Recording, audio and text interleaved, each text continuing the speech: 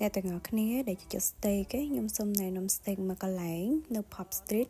ហើយឆ្ងាញ់មែនតើហ្មងជាពិសេសអ្នកដែលចូលចិត្ត vibe បែបបរទេសអីចឹងណាពួកកន្លែងហ្នឹងគឺដូចអត់សូវមានខ្មែរដែលគាត់ទៅពីច្រើនទៅបរទេសតោះអ្នកទាំងអស់គ្នាអញ្ចឹងទៅជាមួយខ្ញុំអញ្ចឹងហាងហ្នឹងនៅទៅមុខផ្សារចាស់ហ្មងអ្នកទាំងអស់គ្នាហើយបើសិនជានេះហ្មងគឺនៅតាមផ្លូវដែលចុះមកពី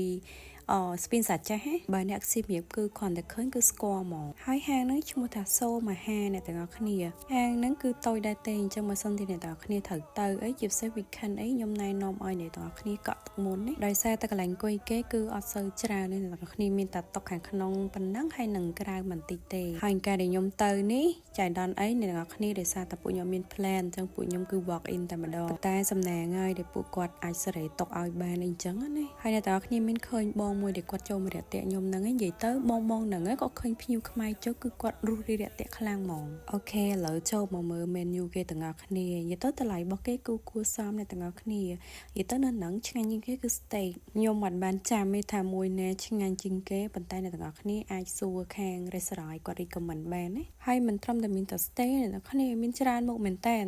តែគាត់ថាខ្ញុំអត់សូវចំណូលម្ហូបបរទេសដែរអញ្ចឹងអ្វីដែលខ្ញុំស្គាល់គឺមានតែ steak ទេខែពីហ្នឹងគឺសួរបងខាង restaurant គាត់ recommend អញ្ចឹងណាហើយវគ្គនេះគឺវគ្គភ្លក់ស្រាក្រហមអ្នកនរគ្នាមិនចេះអ្នកចេះផឹកអីណាគឺអត់ចេះផឹកហ្មងភ្លក់នេះគឺ